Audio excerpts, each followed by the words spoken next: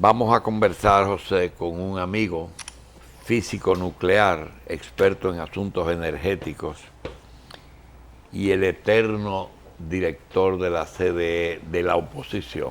Sí. Don Antonio, nos vamos a morir sin tener un sistema eléctrico eficiente. Don Yo espero que Antonio no. Almonte. Yo espero que no, por dos Usted razones. espera vivir mucho tiempo.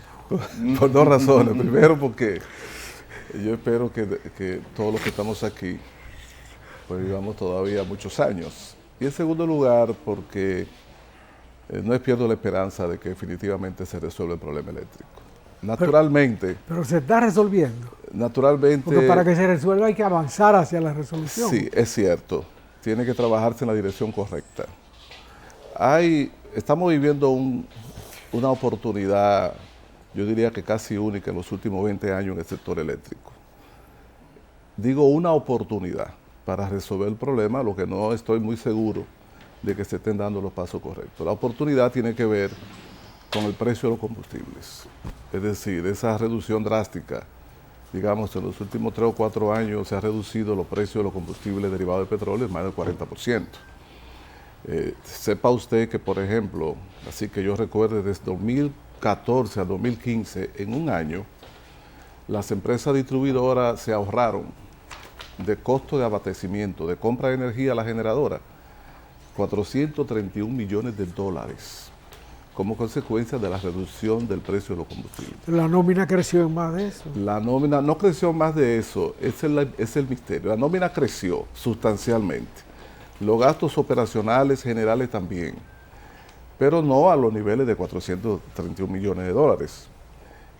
No se sabe dónde ha ido para ese dinero. Se supone que esa especie de alza de tarifa, porque de acuerdo a la Ley General de Electricidad, la reducción de los precios de los combustibles, que quiere decir la reducción drástica de los precios de generación, debe ser traspasado a los consumidores a través de la tarifa.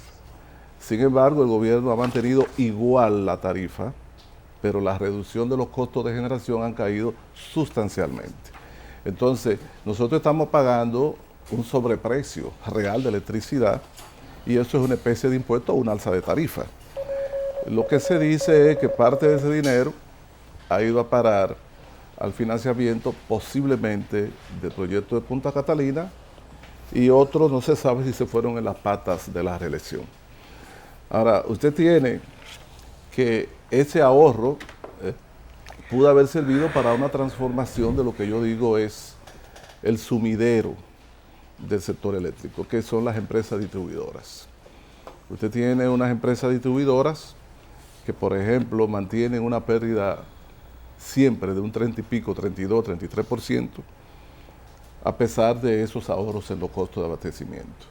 Unas empresas distribuidoras que las tres juntas tienen unos costos separacionales de 351 millones de dólares por año, según un estudio realizado y entregado este mismo año por una firma chilena llamada Inecon, especialista en evaluaciones de empresas de distribución y que fue contratada por la Superintendencia de Electricidad. Y esa firma le entregó en abril de este año, en abril pasado, el informe orientado a fundamentar lo que ellos llaman la tarifa técnica. Bien. Y en ese análisis se demuestra que los costos operacionales anuales de las tres distribuidoras nuestras son 351 millones de dólares y dice la firma que hizo el análisis que con 13 empresas equivalentes, eficientes, los costos hubieran sido de 121 millones de dólares. Ese es el problema. Antes de que usted siga, ingeniero Almonte, usted se nos metió ya en Honduras muy rápido y empezó a plantearnos soluciones. Mire, para mí particularmente, quizá para el ingeniero Cuello y usted, que tienen manejo más detallado del problema, la primera pregunta que fue, ¿estamos condenados a no resolver el problema? Cuando ustedes hablan de eso, yo pregunto, y todos los días preguntamos, y tenemos ya demasiado tiempo preguntando, ¿el marco legal es el adecuado para resolver los problemas? Catalina es la solución, porque el gobierno piensa y dice que Catalina es la solución. Los precios del petróleo inciden.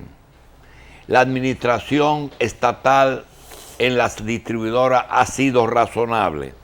Los generadores son los culpables de los precios altos. Las fugas y los robos, porque yo a veces pienso que no soy un ladrón de energía. La distribuidora y los subsidios. Todos esos factores,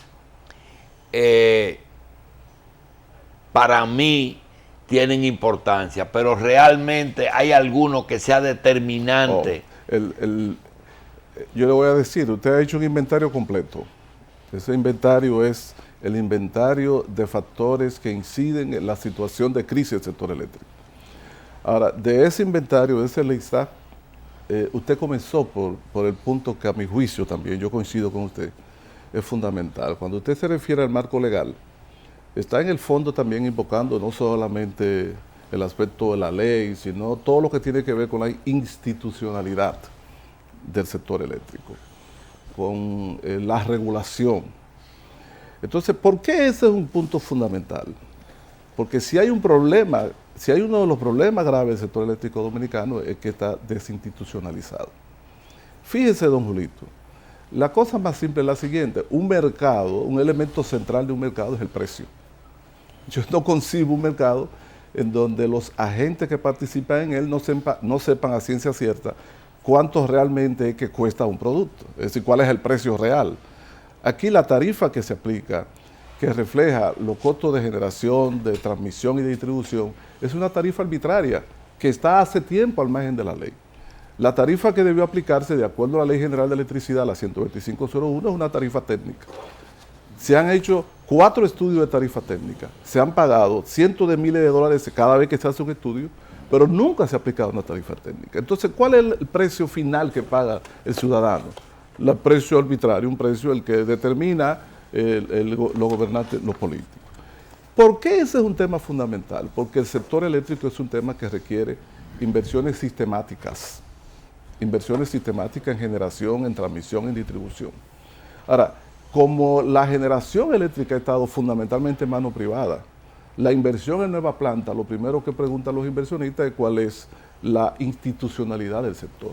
Si la institucionalidad del sector ha sido secuestrada de las manos, digamos, de una CDE o de un incumbente político, cual sea, no me refiero a Bichara, cual sea, entonces es obvio que los que pueden ser inversionistas en el sector van a tratar de conseguir contratos que les blinde de los riesgos propios de un ambiente en donde la ley no se respeta.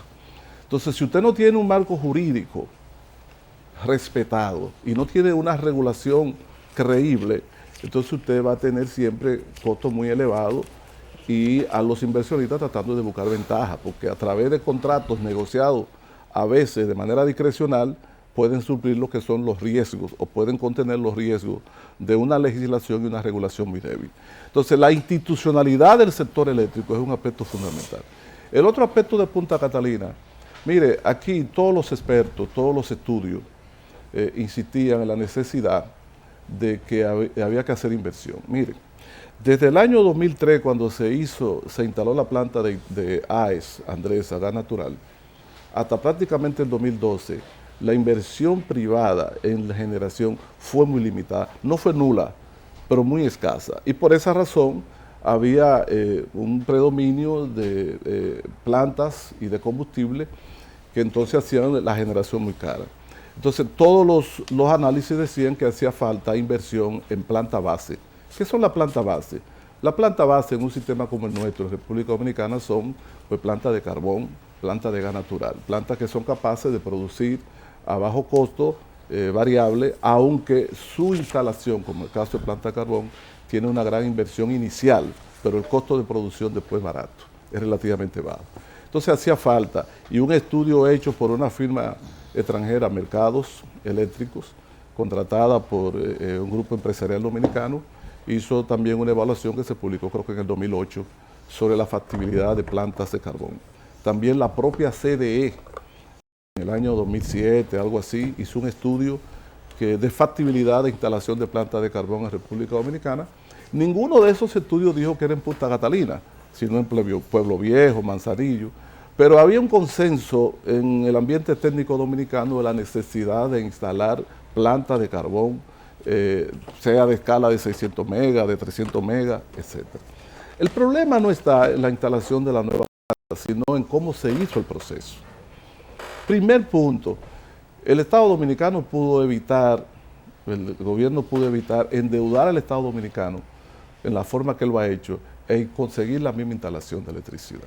Mire, en el 2011, en diciembre de 2011, Celso Marrancini, cuando era presidente de la CDE, se hizo una licitación internacional para instalar plantas eléctricas.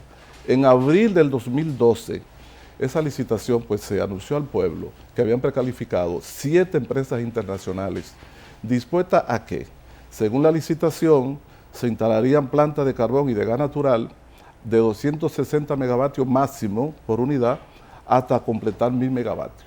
Y que el propósito de esa planta iba a ser sustituir los contratos del Acuerdo de Madrid que vencían en agosto de este año. Eso fue en el 2012. Una de las empresas que precalificó fue Odebrecht. ¿Y cuál era la ventaja? La ventaja era que los costos de inversión iban a ser cubiertos por las propias empresas. Lo único que le ofrecía el Estado era contratos de largo plazo con las empresas distribuidoras que se iban a liberar de los contratos del Acuerdo de Madrid. Ese era el único costo para el gobierno. Pero las empresas privadas iban a hacer sus propias inversiones con sus deudas, con sus fondos. Sin embargo, eso fue en abril del 2012, en agosto llega Danilo Medina al poder, la licitación se deja de lado y a principios de 2013 se abre otra licitación internacional para 600 megas, 720 megas en Punta Catalina a cuentas de los fondos del Estado, con deuda del Estado Dominicano. Y esa fue la que ganó Odebrecht. El gobierno nunca ha explicado por qué razón sustituyó la licitación que había iniciado Celso Marrancini, que implicaba la participación de inversionistas privados con sus propios recursos, porque la sustituyó por otra licitación que ganó Odebrecht y que implicó arrastrar al gobierno dominicano a un endeudamiento de más que va a quedar seguro en más de 2.500 millones de dólares. Esa es la primera explicación que tiene que hacerse, porque nosotros lo que queremos es electricidad. El propietario de la planta que la produzca, eso es lo que menos importa. Lo que más importa es que la República Dominicana tenga suficiente abastecimiento a costos razonables y de buena calidad. Entonces, ese tema nunca ha sido explicado, ese paso que ha implicado, repito, endeudar al gobierno en la situación en que está ahora mismo con Punta Catalina. Entonces, ese es el cuestionamiento. Alguna gente, queriendo evadir el asunto, dicen, ¿usted se opone a que se instalen plantas de carbón o que se implante nueva planta de generación? No, nada de eso. Lo que estamos tratando es de conseguir que sea la mejor opción posible. Pero, ingeniero, los resultados de la privatización, por donde empezó el asunto, si era empresa estatal, si era empresa privada, cómo se cede en una, cómo se cede en otra, dieron conclusiones muy claras. Muy claras los resultados. Garantía de rentabilidad muy alta para los que se arriesgaron a meterse en la privatización de la producción y garantía de que el Estado cargaba con todas las pérdidas a través de la distribución. Ese es el resultado de eso. Resultado que se extendió en el tiempo por el Acuerdo de Madrid. Sí. Bien, pero el Acuerdo de Madrid terminó ya. Y hoy estamos en un mercado que nadie sabe cuáles son sus reglas. Así es. Estamos con una inversión muy arriesgada de parte del Estado, muy aventurera, para decirlo con la palabra que le corresponde, porque la inversión tiene un cálculo, tiene una proyección, no es para estar improvisando en el camino. Y al mismo tiempo seguimos en la práctica garantizando una rentabilidad que algunos estimamos un 40% sobre la generación, al mismo tiempo que el Estado se garantiza la pérdida en la distribución. Entonces, eso no puede funcionar y nos quedan pocos años de vida. Así es, don José. Yo le voy a señalar ese comentario suyo, dos cosas nada más. Es difícil uno decirlo porque a veces hay gente que asume que la crítica es personal, pero el pecado o uno de los puntos que más ha dificultado la solución de la crisis eléctrica fue la forma en que se hizo la capitalización. Todavía yo he escuchado a algunos de los que fueron responsables defendiendo aquello, y le voy a decir, si usted revisa, además hay un libro que es un informe sobre la reforma de las empresas públicas de la época, que incluye todo, incluyendo el sector eléctrico. Y si usted la lee ahí puede ver claramente que los errores fueron garrafales. En primer lugar, aquí se hizo la venta de los activos de generación y de distribución sin la existencia de un marco jurídico específico. Es el único país en toda América Latina donde casi todos los países se hizo reforma del sector eléctrico. Primero se aprobó un marco jurídico, se instaló un cuerpo de regulación, y entonces, basado en la existencia de una regla de juego clara de ley, entonces se hizo la venta de los activos. Aquí fue al revés. Aquí se vendió la corporación en el 99 y la ley específica de electricidad se aprobó en el 2001. Entonces, aquí se hizo totalmente al revés. Y entonces las empresas de generación, las empresas privadas que vinieron a comprar distribución y generación, tiraron por el suelo los valores reales de esos activos, simple y llanamente por la existencia de un riesgo, porque todo ese negocio eléctrico se iba a sustentar en resoluciones del Ministerio de Industria y Comercio, que eso no es suficiente para inversiones de esa magnitud. Entonces ahí se subvirtió. En segundo lugar, se dejó a la Corporación Dominicana de Electricidad como intermediaria, y ciertamente se firmaron contratos de capitalización entre la generadora y la distribuidora, que si usted ve esas fórmulas de indexación, ese es absurdo. También ahí tenemos un récord. Es el origen, porque fue insostenible desde el inicio la forma en que se hizo la privatización, porque se creyó que privatizar el sector eléctrico era privatizar la cementera, los ingenios del CEA o Molino Dominicano. Servicio eléctrico, el sector eléctrico ha sido, si se quiere en cierto sentido, el papá de la política pública de infraestructura en cualquier país del mundo, porque es un sector muy complicado desde el punto de vista financiero y de las implicaciones universales que tiene en cualquier sociedad, culturales, económicas, de seguridad, de lo que sea. Y por la naturaleza tecnológica, de que es una industria de redes que tiene una vocación de monopolio. Entonces, privatizar eso no es un asunto de hacer un avalúo y de vender, sino tiene que tomarse en cuenta otra.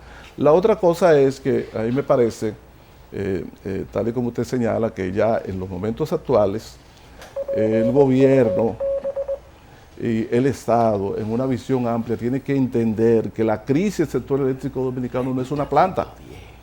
Es decir, nosotros podemos instalar Punta Catalina, pero bueno, déjeme decirle, con la reducción drástica de los precios del petróleo, el precio de generación que podrá vender Catalina mañana es casi igual que el precio de la planta que producen Confioloy número 6. La reducción de los precios de generación han caído drásticamente y la crisis sigue. Lo que quiere decir que no es un problema solamente de una planta que produzca barato, es un problema también de las distribuidoras, que yo sostengo que las empresas distribuidoras en República Dominicana han dejado de ser empresas propiamente dicho para convertirse en empresa política. Óigame, toda la crisis económica, todo el subsidio, toda la pérdida del sector eléctrico, pero administrativamente son intocables.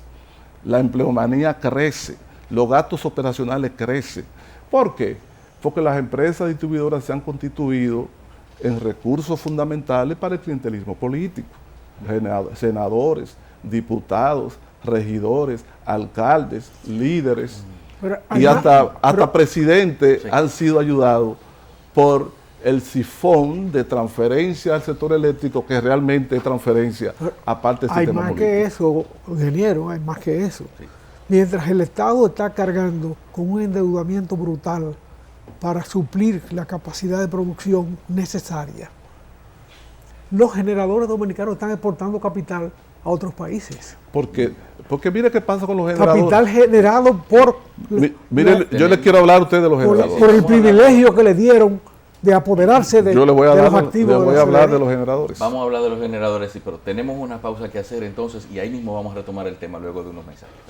Seguimos conversando con el ingeniero Antonio Almonte, quien es experto en asuntos energéticos y director ejecutivo de la Comisión de Energía del PRM. Nos quedábamos antes de la pausa en conversar acerca del papel de los generadores dentro del negocio y esa condición que tienen algunos hasta de exportadores de capitales, receptores de grandes beneficios que quizás no traducen tanto a lo que es el resultado y la eficiencia del sistema. ¿Qué podemos decir con respecto a eso? Mire, nadie puede negar que de los agentes, es decir, de las empresas que participan en el sector eléctrico, lo que han recibido el mayor beneficio ha sido los generadores.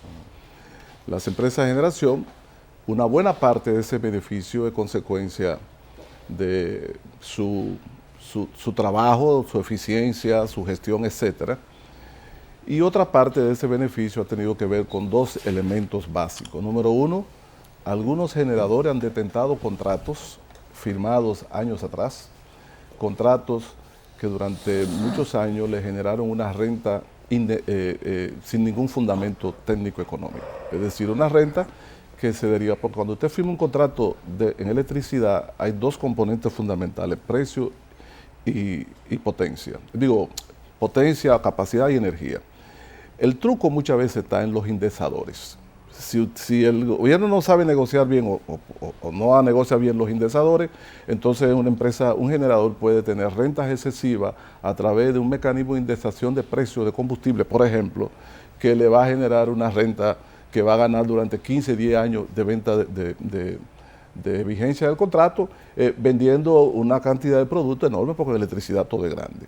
Entonces hay generadores o empresas generadores que han ganado gran cantidad de dinero percibiendo rentas a partir de contratos que tenían indexaciones incorrectas. Pero hay otro aspecto que también ha beneficiado a los generadores, y es que cuando se hizo la privatización se diseñó un mercado mayorista de venta de generación a distribución que se dividía en dos, un mercado de contratos y un mercado de spot.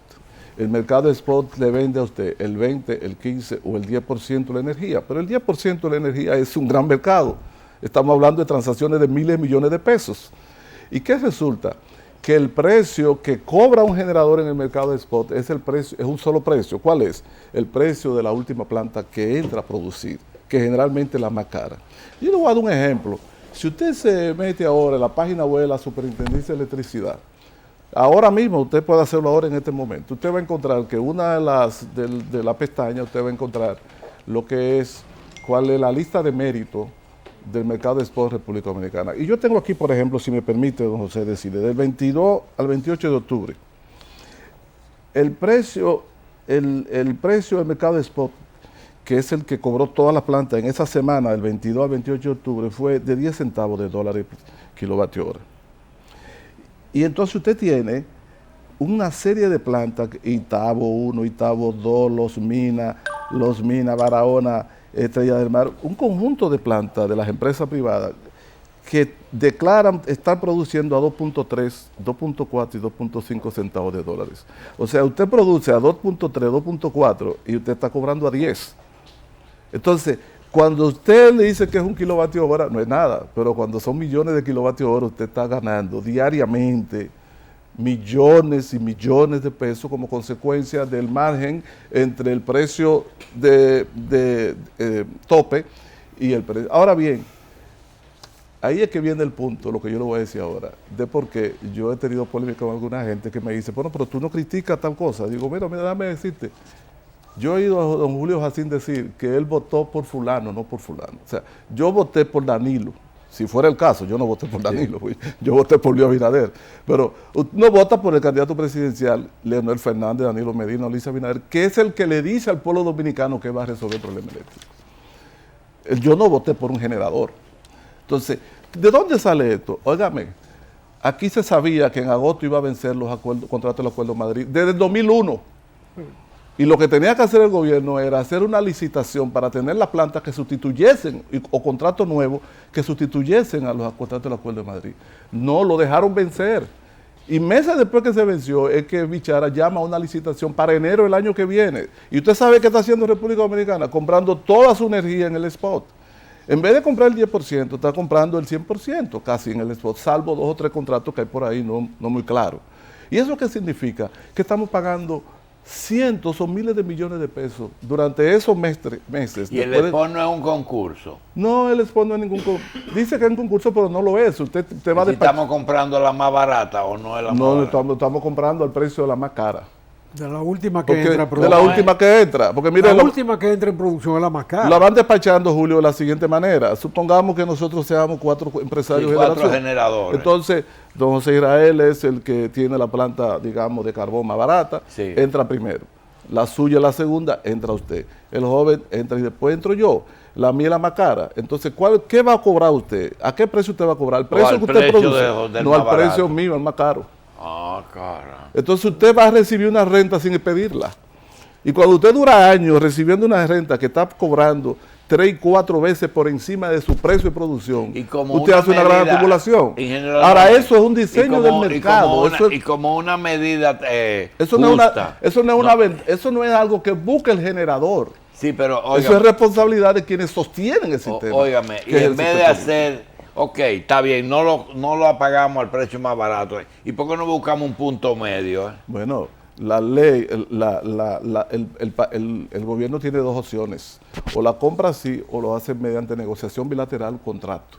Mediante contrato, usted tiene un estímulo extra de querer asegurar su venta por Bien. por tantos años, entonces usted me va a vender más barato. Y aquellos Y yo compro mejor. y Entonces aquellos lo que gener- debió fue tener contratos. Y aquellos generadores que eran los que generaban con combustible más caro y que se le venció su contrato y que quedaban fuera, ¿cuál es su situación ahora? Siguen ¿Ya produ- están fuera? No, siguen sin contrato, pero siguen produciendo y cobrando en el spot.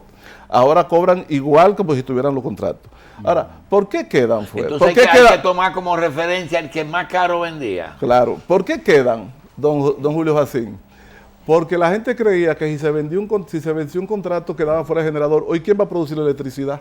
¿Y con qué planta nosotros vamos a sustituir aquella planta? Porque ese es el problema. ¿Con qué planta nosotros vamos a sustituir a aquella que se le venció el contrato? Todas las plantas del Acuerdo de Madrid siguen produciendo y siguen vendiendo y usted sigue consumiendo, porque los gobiernos del PLD no han sido capaces de sustituirlas por plantas de bajo costo. Y Catalinita no es la sustitución.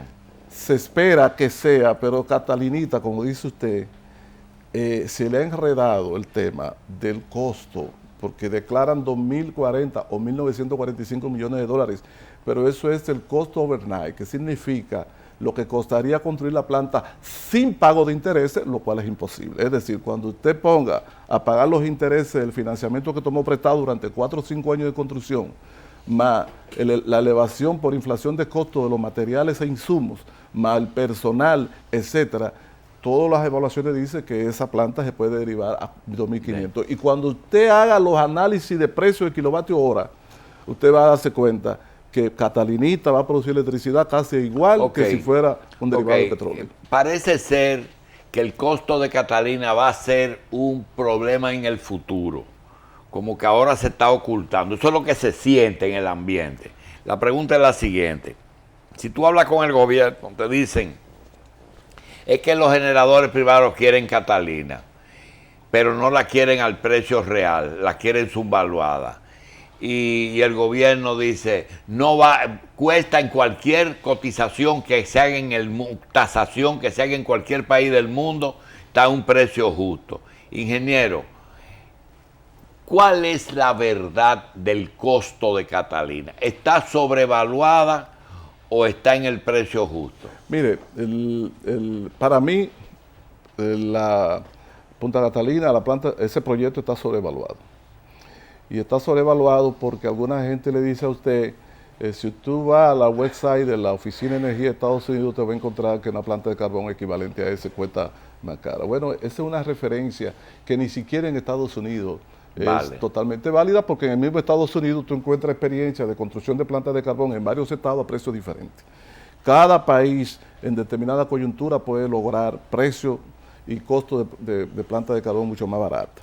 En segundo lugar, el tema, vamos a poner que usted hace la construcción. Ahora, usted debió de garantizar tener el cierre financiero antes de involucrarse en eso, para fines de evitar el menor costo posible.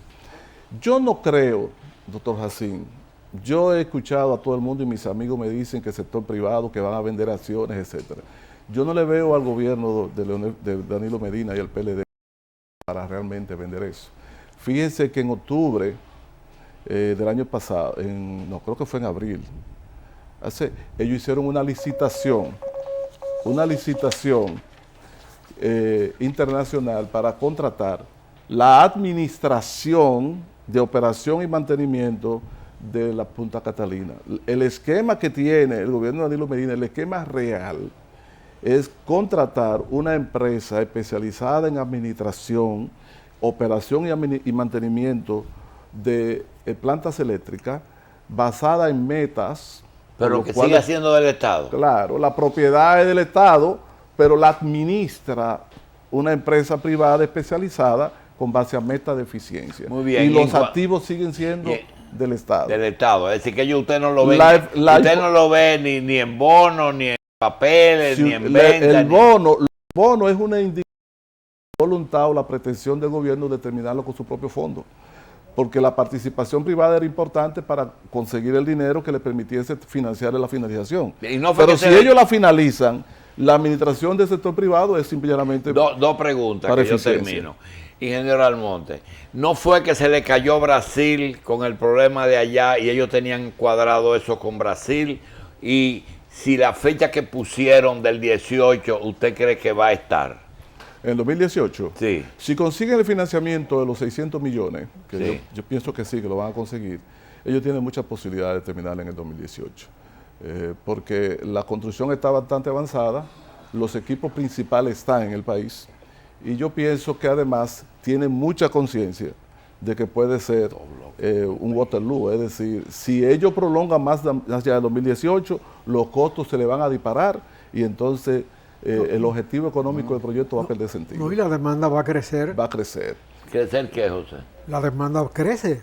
Que también. De manera crónica. De aquí al 18 hay más demanda. Hay más, de aquí al 18 debe estarse instalando otra planta de la misma capacidad. Y esa planta de Catalina, hoy día, ¿qué por ciento, si la inauguraran hoy, qué por ciento de la demanda nacional? La demanda típica que se atiende, la demanda que no se atiende mayor, sí, la demanda típica que se atiende es alrededor de 2.200 megas, 2.300 megas. ¿Y esa va a dar cuánto? 600 megas. ¿Cuánto? 600. ¿La tercera parte? Sí, es decir... ¿Y por qué se pone como una panacea si no me la tercera parte? Fíjense, la historia del sector eléctrico, de todas las administraciones, es el discurso. ¿Es? El discurso. Es decir, el discurso, voy a resolver la pérdida, voy a resolver el problema eléctrico, voy a resolver el problema de generación. Sí, está bien, ingeniero, pero ¿cuánto necesita el país para desarrollarse? 600 megas. ¿Cuánto es que necesita este país? No, 600, ¿2000 cuánto? 600 megas, Punta Catalina, a un precio adecuado es una gran cosa, es un gran aporte a la solución del sector eléctrico. Ahora, ella no es la panacea. No es ya que con eso resolvimos el problema del sector eléctrico, porque seguirán operando algunas plantas ineficientes y al mismo tiempo usted va a tener el grave problema de la distribución y todavía algunos cuellos de botella en transmisión y el problema de la regulación. ¿Y cuáles saldrían de servicio ya definitivamente? Bueno, toda aquella planta, por ejemplo, la planta que producen con fuel oil número 2, esa definitivamente van a salir de mercado. Porque es muy costoso. Sí, muy costoso. ¿Y conversión de esa gente, de esa planta? Se pueden convertir a gas natural. Ahora, las que producen con fuel oil número 6, pues pasarían a ser la planta que marginen en el spot, pero también seguirían produciendo porque tienen costo de producción con la bajada del precio de los combustibles muy barato. Es decir, que seguirían. Y tendríamos un sistema de distribución suficientemente, más o menos bien dimensionado cuando entre Punta Catalina. Pero usted dice, si no fue que entendí mal, que la última planta que entra al mercado, el costo de producción es el que incide en la fijación de precios de todos los otros generadores. Claro. Si entra Punta Catalina con un precio de generación inferior, entonces eso va a impactar a que todas las otras tengan que bajar. Porque el no precio, solamente la competencia. Porque el precio en el mercado se establece de dos maneras. Si usted tiene contrato con una planta, usted fija el precio de contrato. Ya ese es un precio fijo mientras tenga vigencia este contrato, salvo indexaciones por algunos valores. Entonces ya usted saca ese. Ahí ese no se ve impactado por el precio del spot. Ahora, aquellas plantas que producen en línea y que no tienen contrato, sino que son plantas libres, el precio que ellos cobran es el precio de la última que entra, que es la marcada. La export. Sin carbón, es decir, sin Catalina, hoy día, subsidio, el pago de todos los usuarios, ¿cuánto cuesta producir la energía, los 2.000 megas que hoy se están produciendo? ¿Cuánto cuesta? Vamos a suponer que el Estado decida regalar la energía. ¿Cuánto dinero mensual tienen que buscar? ¿200 millones de dólares? Para regalar toda la energía. Para regalar toda la energía que hoy se está generando. Yo no le puedo decir exactamente cuánto, pero ¿por dónde andamos? 200 no son más de 200 millones de dólares. Bueno, el subsidio es 100, ¿verdad? El subsidio no, el subsidio era 1.500, 1.300. Se ha reducido y se espera que este año puedan dar cerca de 400 millones, 300, 400 millones de dólares. El subsidio. ¿Pero qué significa subsidio? El subsidio es una parte. Sí, por eso es que digo. O sea, que si usted quiere decir toda la energía, entonces tendría que hablar posiblemente de miles de millones de dólares. ¿De? Miles de millones de dólares. ¿Qué sería el valor de toda la energía que se transa en el mercado? Sí, eso es. Eso ¿Cuánto es el negocio de la energía aquí? Sí. ¿Cuál es el paquete? No le tengo el número completo, pero es miles de millones de dólares. Por eso es lo que la gente no toma en cuenta. Cualquier cosita en el sector eléctrico. Es mucho por el volumen. Claro, el volumen. Bien. Pero aquí se ha llegado en algún momento a un subsidio de 1.500, 1.600 millones de dólares Claro en un que solo sí, año. claro que sí. Alguna gente del sector oficial decían que con esa reducción del subsidio se podía financiar la Catalina. Sí. Sin embargo, de repente aparece que están buscando dinero fuera, Sí. que están vendiendo acciones, 1000 fórmulas evidentemente improvisadas. Pero óigame, José Israel, están los datos oficiales en la propia página de la CDE. En un año, desde 2014 a 2015, se ahorraron más de 400 millones de dólares y estamos haciendo bonos por 600. Y los generadores privados están exportando capital. Claro, Bien. porque el sistema del mercado le garantiza a ellos realmente muy Bien. buen desempeño y renta, porque al final el país tiene que consumir electricidad. Ingeniero Almonte, gracias. Y ellos son los que tienen la vez- producción. ¿Alguna vez específicamente Bichara ha conversado con la oposición acerca del problema eléctrico? No. Nunca. Habrá conversado con algunos miembros individuales de la oposición, pienso yo. Pero con los técnicos. Pero no como oposición, que era una reunión que es lamentable porque, por ejemplo, en el caso del PRM, no hay ningún problema del equipo técnico del PRM, no solo electricidad, energía, sino de cualquier sector, de conversar con alguna gente del Estado Bien. para el problema nacional. Pero Gracias. nunca ha conversado. Gracias, ingeniero. Sí, no, gracias a ustedes.